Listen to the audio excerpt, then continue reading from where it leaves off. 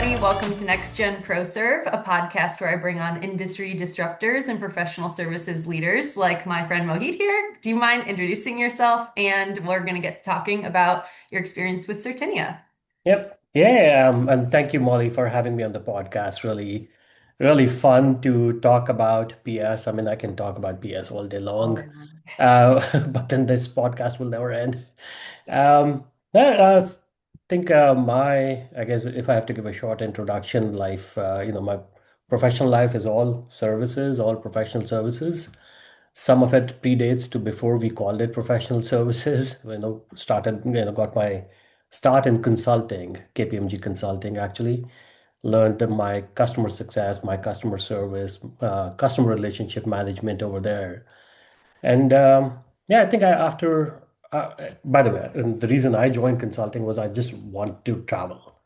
Oh, Um, yeah. Totally. yeah, that kind of got old very quickly after I was on the plane every week for many, many years. Hmm. And I guess after consulting came to a point where I thought like, okay, what next? I want to be, focus on one product, one technology at a time.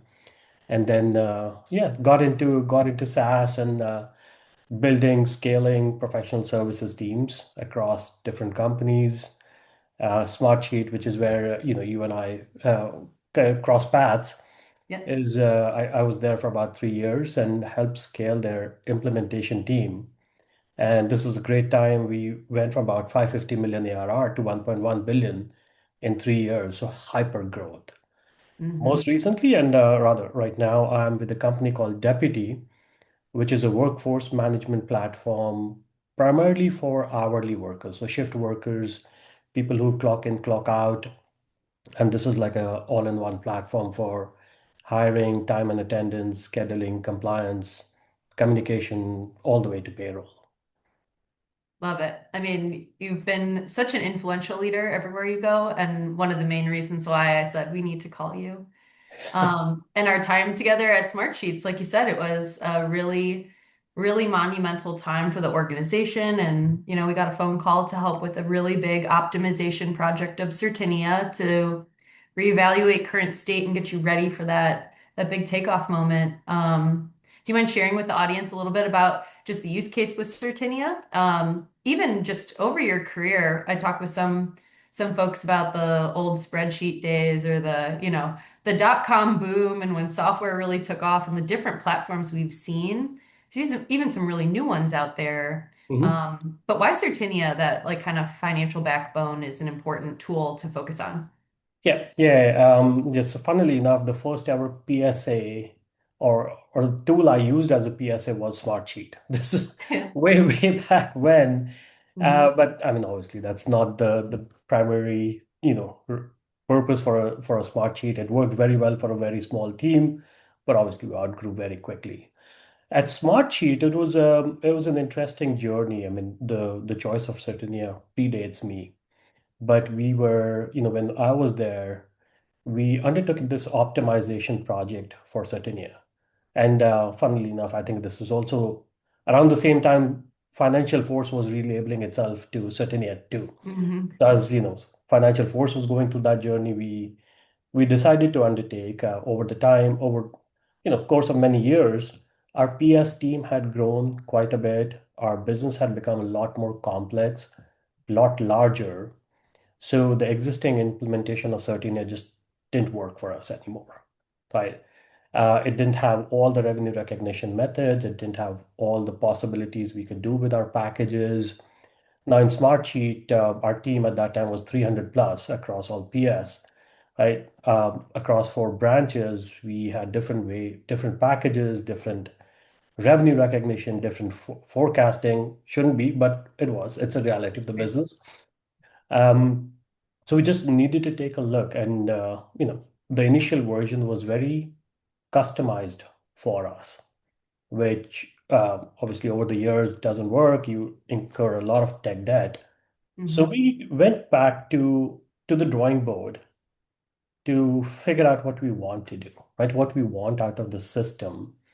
I ran a very high volume, high velocity, high margin business, and I needed a tool which can sustain us, right? which can support us in all the reporting, all the forecasting. We pretty much, I think, rebuilt most of it. It was a monumental effort. Um, it took a village, literally took a village. Sure. All Yeah. our teams got involved. We got back to requirements gathering. And I think one of the big focus was rather than customizing more, let's look at what Certinia has out of the box, which Mhm. I think was a very wise decision because again, customizations are hard to sustain.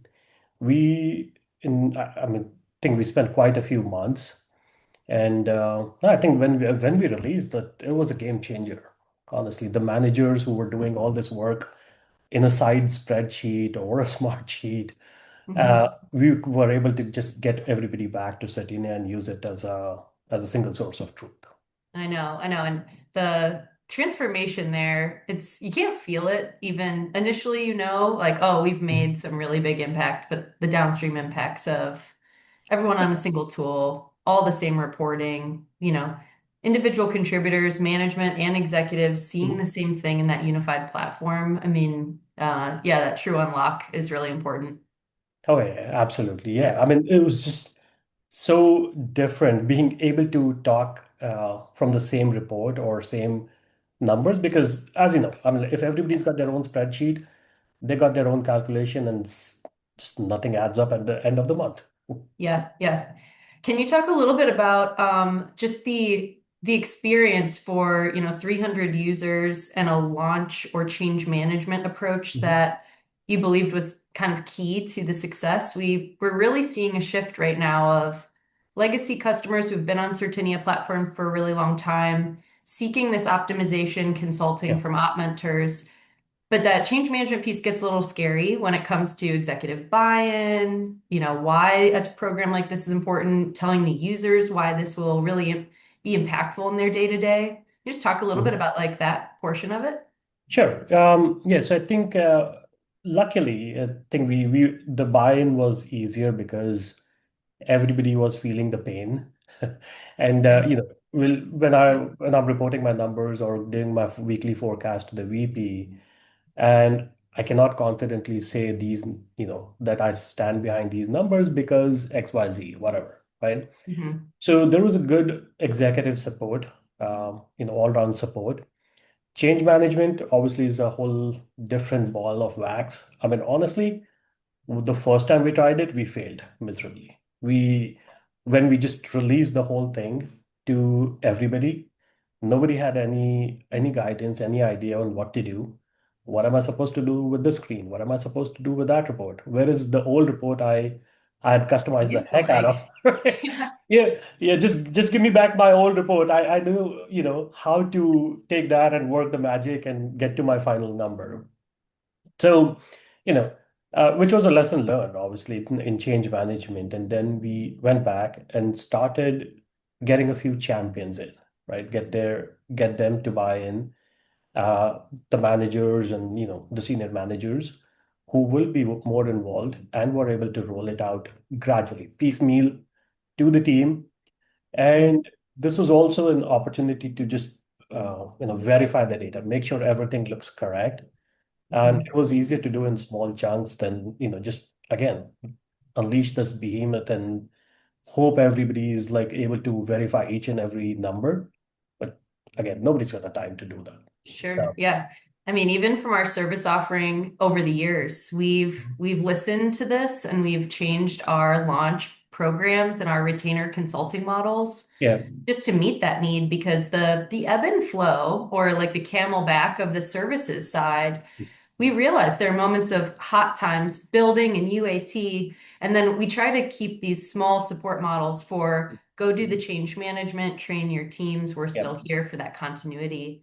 And it's really interesting to watch customers react to that because they're expecting these really heavy T&M, full scoped projects. And as the consulting company, we're just responding in a really responsible way, we think, where there's, no need to charge customers an arm and a leg for the time that they can go champion some of this internally. And it takes Yeah. time. It does, and I'll draw a parallel to what we do in services. Again, similar like services. we at every company, right? You build this project, the solution for the customer. If you just hand it over to them one day and run away, there'll be no adoption, right? You just Mhm. cannot. The adoption has to start before the project is deployed, get the champions in, Yeah. start releasing its piecemeal, and then that's when you see the adoption. And be available post deployment to hold their hand too. Right. Yeah, yeah. I'm very curious to pick your brain about what you're up to today. And what are you seeing out there from, I mean, AI perspective, new services? Tell me a little bit about what you do today and some of the amazing work going on. Uh, Anything I say about AI will probably be old by the time this podcast comes out. Yeah, that's right. I mean, this is like the crazy pace of industry. It's like, every day it's a new thing. But Hmm. I would say exciting times to be alive, right? So right now as I said, I'm leading the services organization at Deputy. And I think AI has been a game changer. Our product is just a little complex. There's a lot of bells and whistles, a lot of configurations that you need to do. And because we live in a very compliance heavy industry, right, we have to make sure we get all the requirements down. And this would you normally take weeks and multiple sessions. But now, just a session or two with the customer, getting all their documents in, feed it into AI, and it Hmm. spits out a very, very decently, made SOW. Think it just makes a huge difference, right? Hmm. But yeah, we're seeing the impact in every aspect. The reporting has become easier. Uh, Yeah. my email writing has become better, but Great. Yeah. Yeah. I mean, to think about the evolution of the career, right? And how you Mhm. might have started and where you are today and different tooling.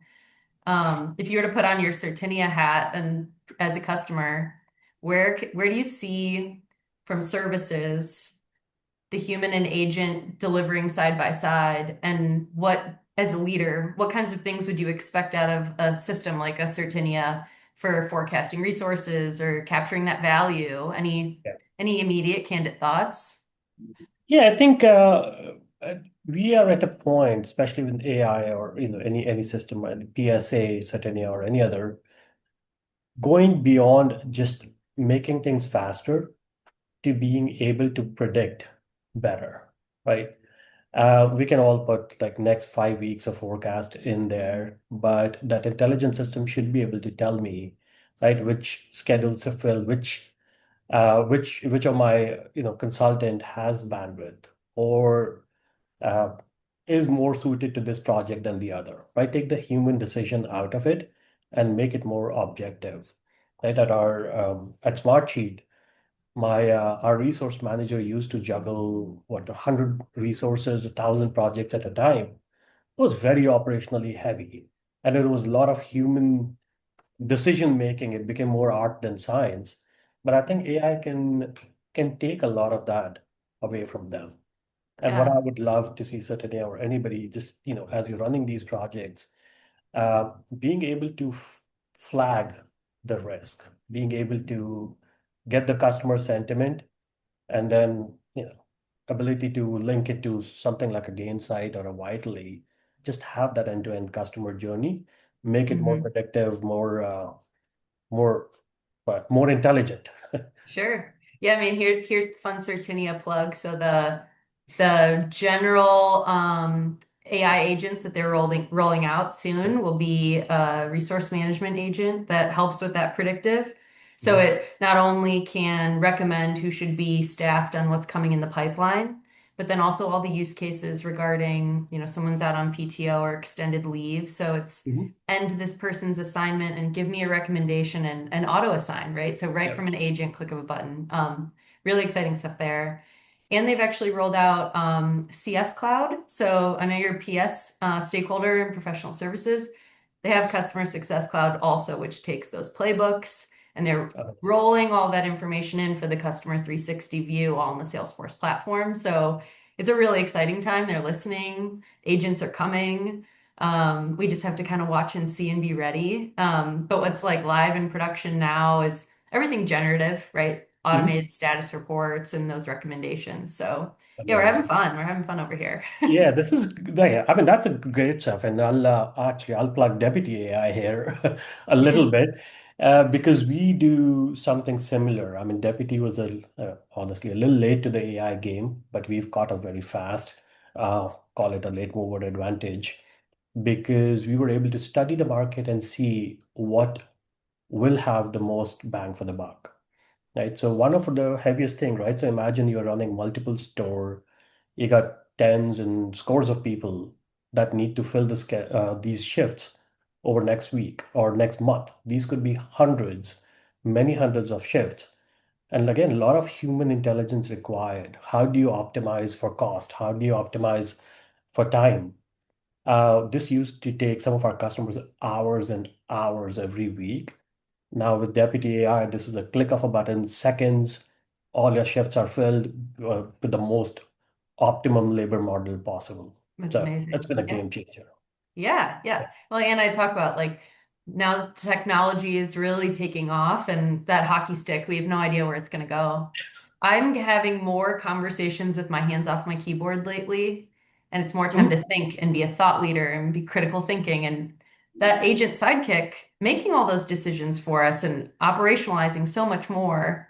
I'm just more excited actually about the outcomes from a human consulting perspective. Like go back to our roots, Yeah. where it's more about the strategy and the relationship and embedding ourselves to apply those technologies. So Oh, I'm seeing this full circle moment. certainly. I think next year you and I should do a V2 of this podcast, but it'll only be your agent and my agent. They can just take care of it. That's too funny. Yeah, and we'll be off at some conference, enjoying ourselves, Mhm. meeting people, networking, doing the Yep. things that we love Yep. most. Yeah, Yeah. yeah. Uh, Well, I can't thank you enough for being on the podcast, sharing your story as a Certinia customer. I like to recap at the end too. If there's any advice to your younger self in your my young, career, my because we are NextGen ProServ, right? Any advice to young listeners? To my younger self, I can probably Yeah, write a book. And to others, I would probably say, I think anybody starting in PS, it's an exciting time. Like services has always been something that excites me. I love the operational aspect of it. I love my numbers. I love fixing things.